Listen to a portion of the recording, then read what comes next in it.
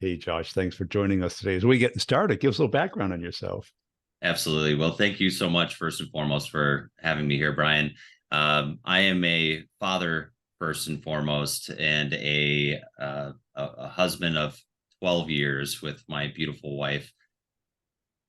I am been in the sales world for about 10 years now and had high levels of success doing it against the status quo, and spend my time not working, volunteering and coaching all sorts of varieties of sports. Yeah. And when you say going against the grain there, what do you mean by that? Yeah, I really always felt when I first got into sales, and I'll tell you this, I got into sales on accident. Okay, this was not my first choice of career paths. Uh, my mother and father always wanted me to get into the medical field and truly to be a doctor. I myself am a cancer survivor, so when I went through that, I had set a goal as a child that I wanted to give back to that community and be able to speak with children that are going through something very terrible and challenging and be able to come to there with an experience that I could share with them. What I quickly realized is that sales wasn't for, or I'm sorry, the medical field wasn't for me. And it was because of the challenging nature, as you could imagine, emotionally dealing in those situations. I joined the military. I got out of the service. I was in the Navy. I was a naval corpsman. And when I got out, I didn't know what I was going to do next.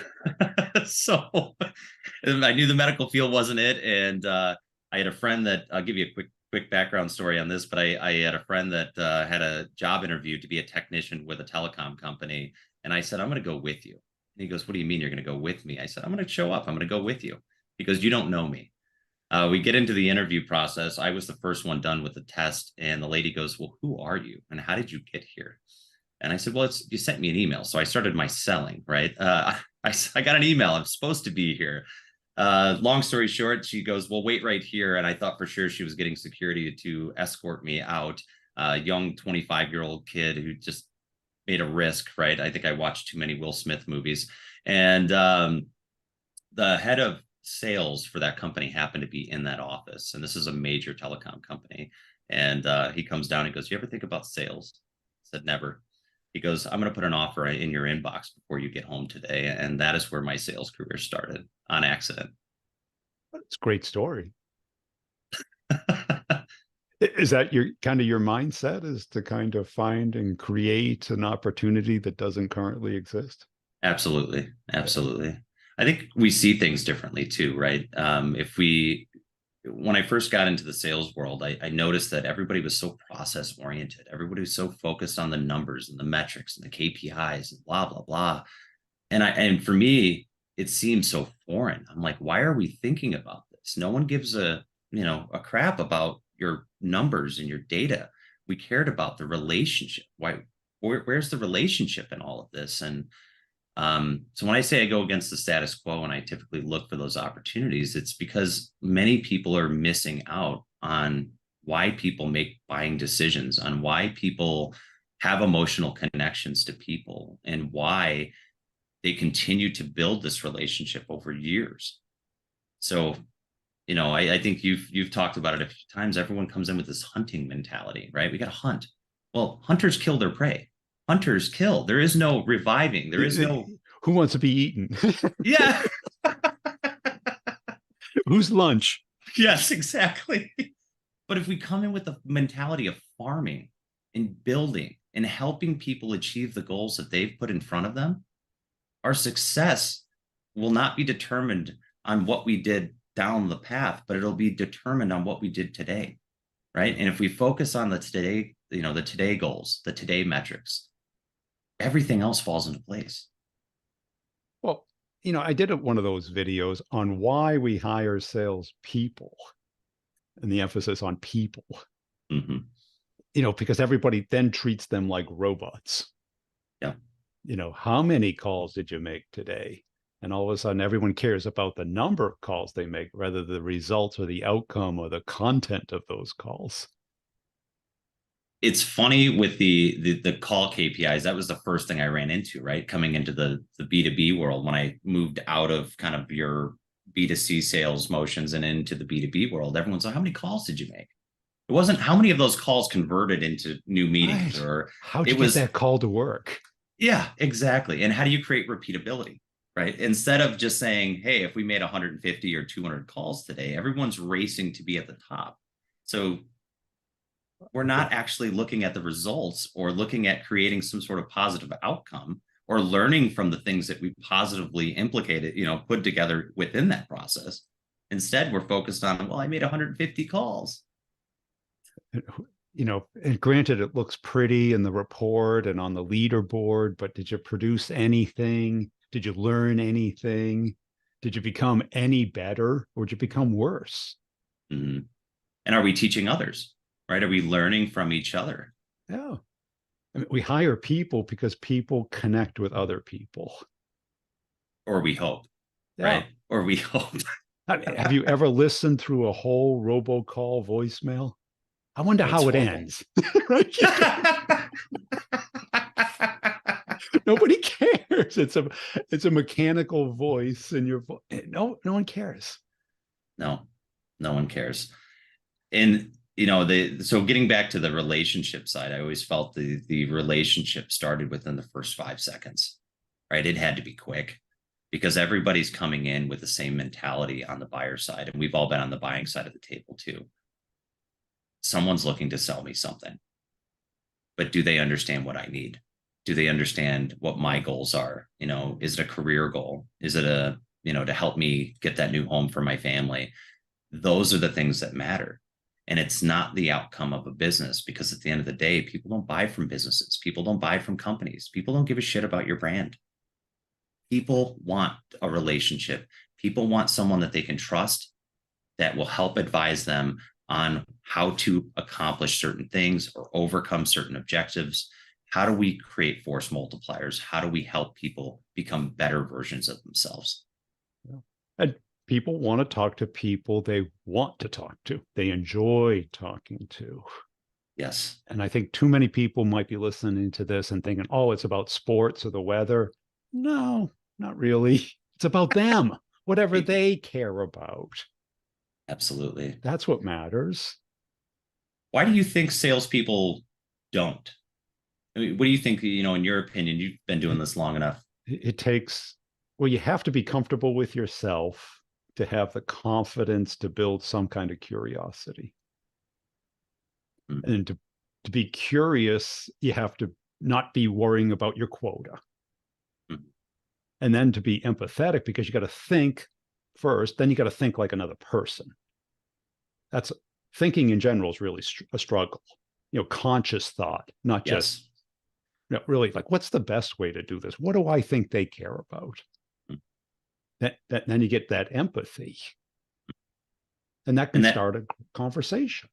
absolutely. And it starts with actively listening and being authentic and actually having true empathetic relationships with people. Like, we really need to lean in. And, I get asked this question a lot, and people say, well, I've tried to build a relationship with someone and it didn't work out well. And I said, well, let's go back and revisit this. Did you make the conversation about you, or did you make the conversation about them? Right? Because empathy is two, right? About them.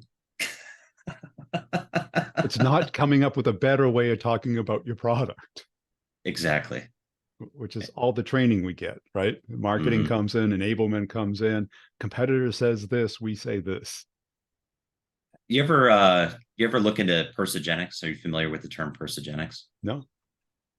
So early in my sales career, coming into I worked for a company, Acton, in the marketing automation Yep. space. And, again, this is my first rodeo. Somebody had asked me if I, wanted to join a software company. And at the time I was selling high-end cars. So huge transition. I said, I don't know anything about computers. He goes, good news. I don't either. And this is someone that was, a mentor of mine and highly successful in the B2B space. And he goes, yeah, I don't know anything about computers either. I'm a software guy. And I kind of took that to heart when I got in. But one of the first things that they went through in the training, they flew us all out. We all sat, in this room for 5 days in San Francisco, your traditional kind of training. And one of the first things they did is we all took a persogenics test. Now, what persogenics goes through is your primary and secondary personality traits.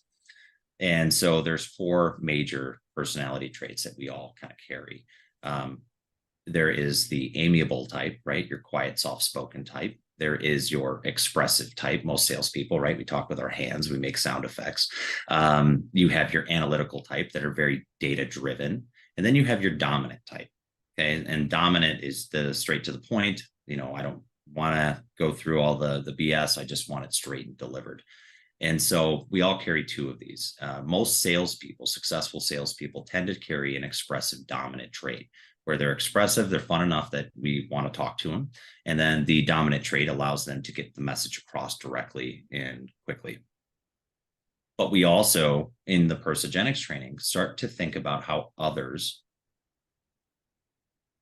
what their personality traits were. How do we meet people where they are versus trying to drag them to where we are?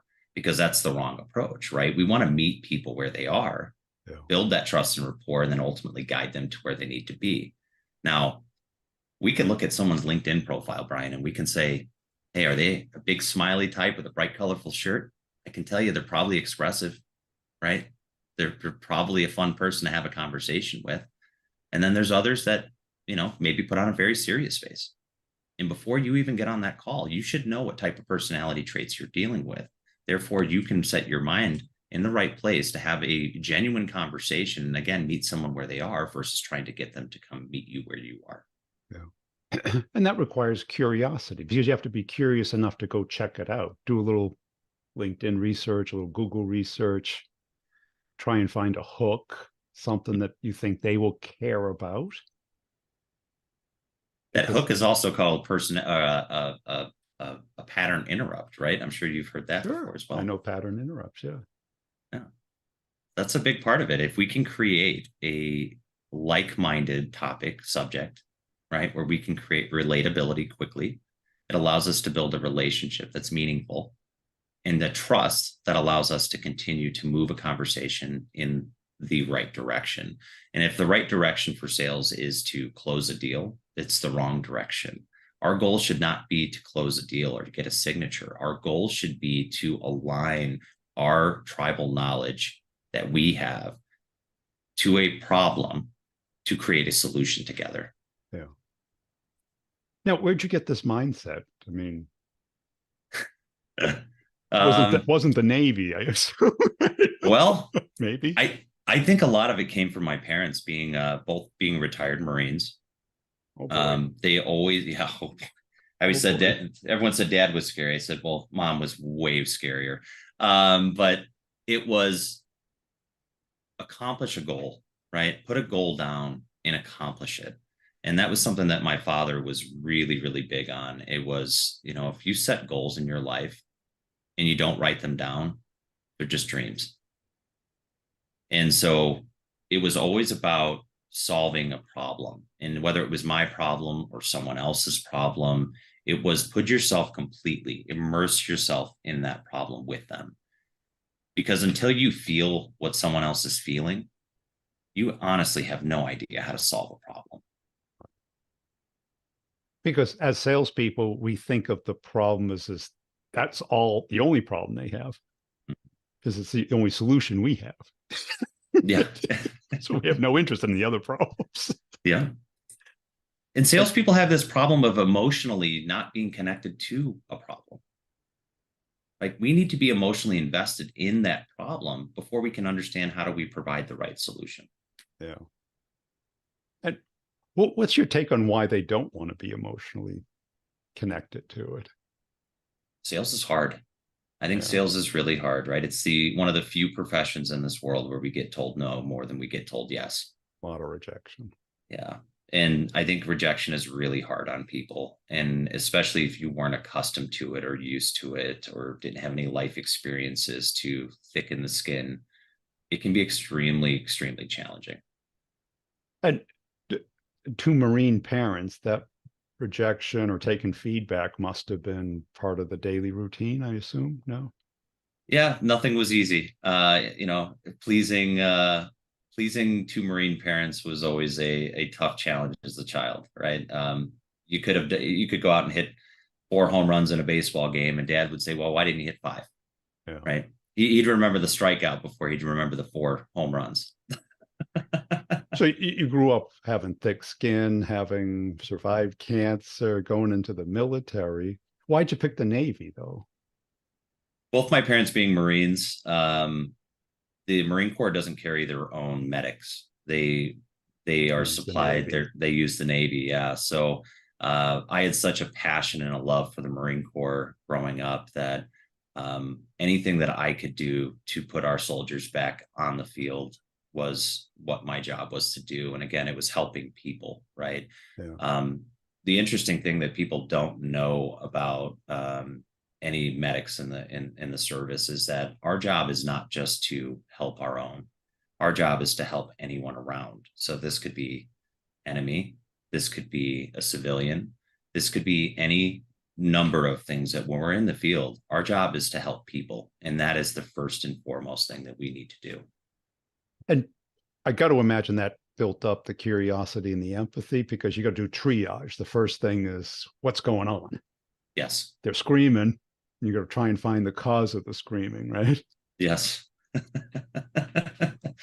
Solving these problems in, when you're triaging too, people, it's really important that, when we put this into context, we're talking to people, right? Even in their worst state, we're trying to engage, we're trying to talk, we're trying to shift the way that their mind is thinking. Yeah. And so a lot of that translates over to the sales and marketing side as well, is that we need to be able to create a change. We need, and some will call it a diversion. I don't believe that. I don't believe it's a diversion. I believe it's moving the conversation, right? And so sometimes, our affirmations will control the outcomes of how we feel about something. We could have the best plan, but if we're negatively thinking about something and we're only focused on the negatives, we never actually get to the positive outcomes that we're seeking. Yeah. And what got you really good at sales? I mean, because the conversation, the rapport, the digging into the problem, that builds interest and some urgency, but you've been selling enterprise, which requires many people getting involved, the company changing. And it's a lot of curiosity, and the curiosity is extremely important. And I think too often, we see sitting in a sales leadership position where we'll watch reps immediately fall back onto feature functionality instead of asking why. Right. I think it's always that peeling back the layer of the onion, right? Understanding, hey, yeah, there's a problem. Why is it a problem? Who does it impact? What happens if nothing changes? If we change this way, what are the predictable outcomes that we can leverage? Everyone's always focused on revenue, Brian. From my sales experience, when we talk to someone, well, I need 25% more revenue. I need this. Those are outcomes. Those are not goals. And it drives me absolutely wild. But I think when we have those open conversations, and by building good, strong rapport in the beginning, allows us to ask those tough questions on, why, right? Why is this happening? Why does this impact you? Why do you feel this way? Are you okay with mediocrity? Are you okay if nothing changes? Because they may be questions. The tough questions, but you have to earn the right. Yeah, I mean, and I got to believe the medical, because it's all tough questions, isn't it? Yeah. Right. The personal questions. Very personal questions. But how about like the process and stuff? How'd you learn that? How did you? Again, I took the process that was already kind of established early in my sales career. Any company you go to typically has some sort of process they like to follow. That process, what I've realized, might not be right for you, right? In sales, a lot of what we do is about who we are, right? And we need to be authentic. And so it was funny. My son this morning asked me, he goes, "You're going to wear a sweatshirt on a podcast." And I said, "Well, that's me. I don't pretend to be somebody I'm not." I said, "Brian would be lucky I didn't wear a hat today, because that's me. People know me as the hat guy, as the sports guy. That's who I am." So authenticity has to be at the forefront of everything we do. process wise, we have to be able to find a process that works for us as individuals. Not every static process works to the skill sets of our best salespeople. And when we only look at process, we sometimes find that salespeople don't do well in that, right? And it's not a fault of the salesperson. It's actually the fault of the process that has restricted someone from being themselves and adding their own flavor and personality. Well, that's it, because most companies, the process is what they like it to be, not what it is. Correct. They like it to be discovery, call, presentation, demo, propose, negotiate, close, but that's not how people buy. Mm-hmm. They do a little of this, some of that. Our job as salespeople is to kind of figure out what process will work to close the deal. And a lot of times process needs to be aligned to the customer, right? To the prospect. They don't care about our process. They don't care that Right. They we're over don't here. even know what their process is. Exactly. That was one of the things I got into. So, I work in the PRM space and, the partner enablement space. And, we touch everything, right? Everything from your LMS systems to your CRMs, to your marketing automation, your ERPs, your CPQ, you name it. Okay. We touch everything. And one of the things that I walked into early at Allbound when I was there, it was a small company. They only had a handful of customers in 2.5 years. And everyone goes, well, we can't figure out why. We have a good process. We have these great slide decks. I said, well, your 72-page point PowerPoint is putting people to sleep.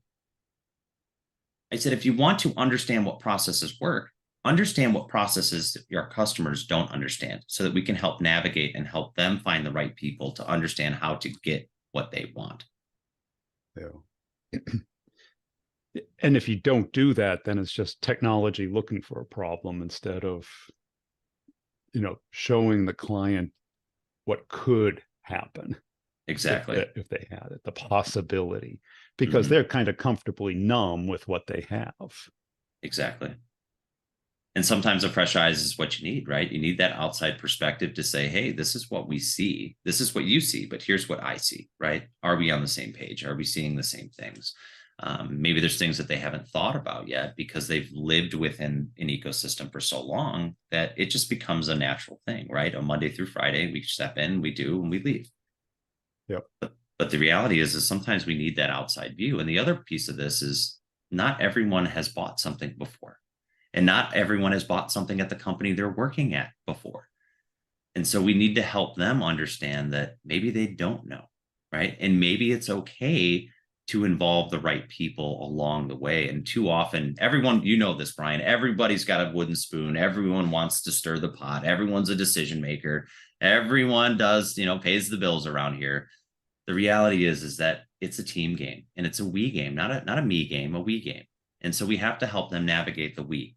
Who are my people? Who are those people that are going to help me chip off the little pieces that procurement's going to ask for before we get there, and then realize there's no time left, and our deal now pushes to the next quarter. Now you've missed your number. Now leadership looks down upon you because you didn't make that mark, right? And I think that's one of the biggest mistakes that people make is they hear from a champion, I'm the decision maker.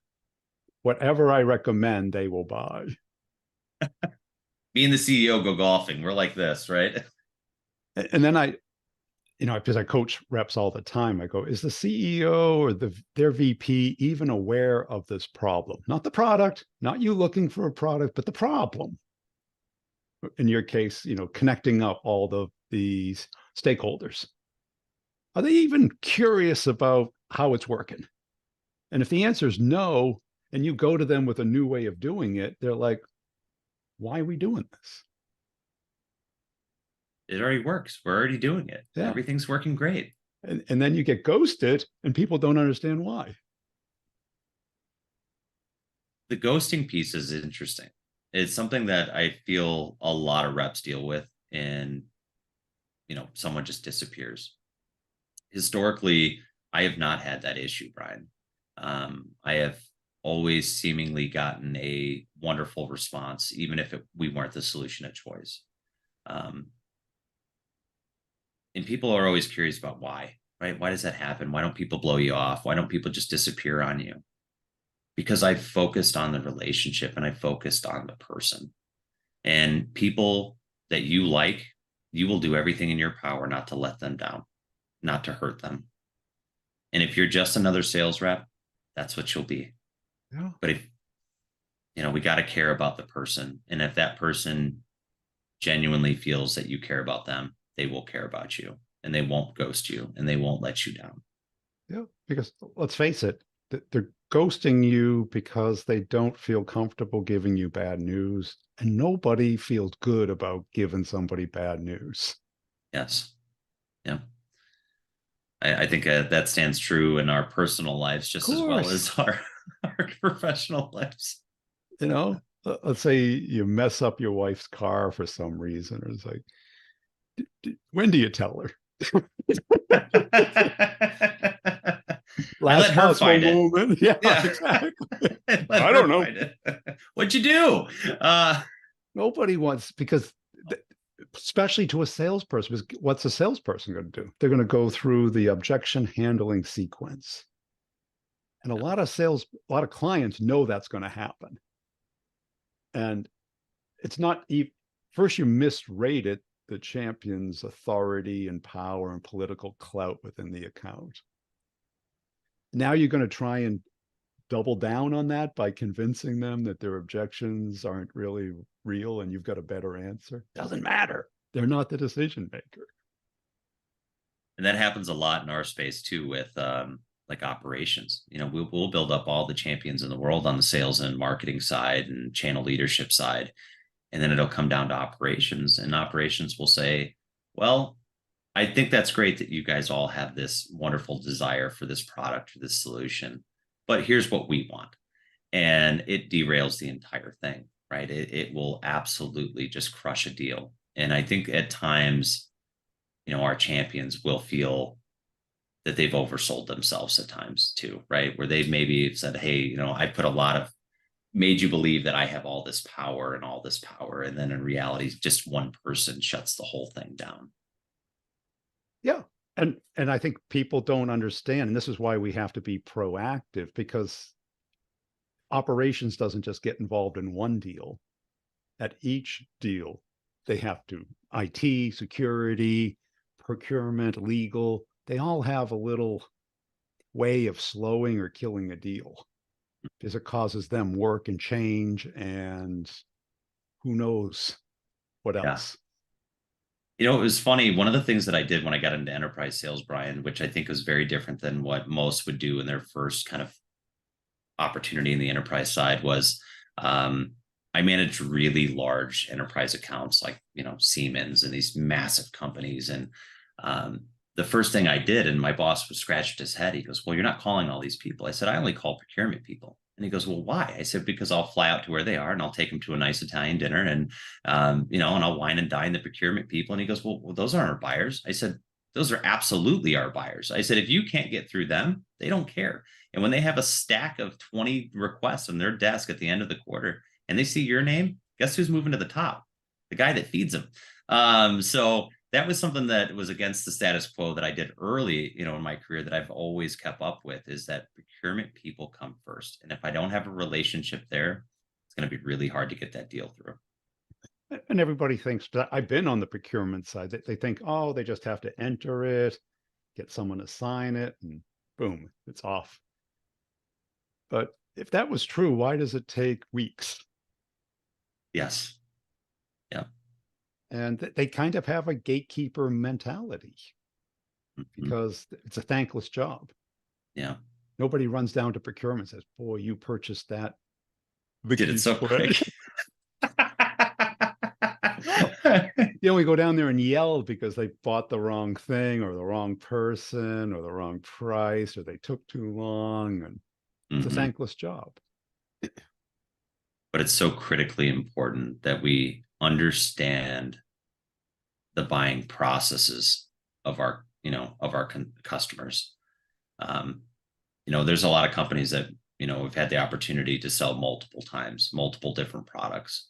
And as you know, some positions will have longer tenure than others. Some Some have a 2 to 3 year window, right? And someone new is in that place, and especially in sales leadership or channel leadership and marketing leadership, you see this high, change over, 3 to 5 years. So you may be selling to someone completely different. But the one thing that I've seen that really kind of rings true is a lot of times procurement people end up being the same. Those people end up having a longer tenure with the company. Yeah. They have a very good, comfortable position that they hold, and they have a little bit of authority and power, so it feels good. Yeah. And It's a you know, lifestyle job. It's not a climber's job. The people who want to become CEO don't do it through procurement. It's yeah, more the people who want a steady job, same place, same thing every day. That's mhm, fine. And those people don't move very often. exactly. Well, what skill do you wish you learned 10 years earlier than you did? Honestly, I thought a lot about this question in particular because I've heard it before. And something that I wish I would have learned much earlier in my career was it's okay to go against the grain. It's okay. Because I struggled early in my sales career, like many salespeople do, in trying to follow a process that wasn't aligned to me. It wasn't aligned to the things that I was already good at. And it wasn't doing a great job of sharpening the areas in which I was dull. Right. I needed improvement in areas, but following a process only taught me how to follow the directions. It didn't teach me how to accomplish a goal. It didn't teach me how to get better at anything. It was just static. Yeah. So something I wish I would have learned much earlier, Brian, was that it's okay to go against the grain. It's okay to be yourself. It's okay to be authentic. And more importantly, it is okay to care. Cool. Hey, I really appreciate your time. Where can people go to connect and follow you? Yeah, so you can follow me on LinkedIn. You can also, I would encourage anyone that cares about the sales and sales motions to also reach out to me at Earmarks at jruffner@earmarks.com. Earmarks is a reference software that was designed by salespeople for salespeople to help them find the most referenceable customers within their databases today. So again, sales guy, just trying to solve more sales problems and make it easier for salespeople to accomplish their goals.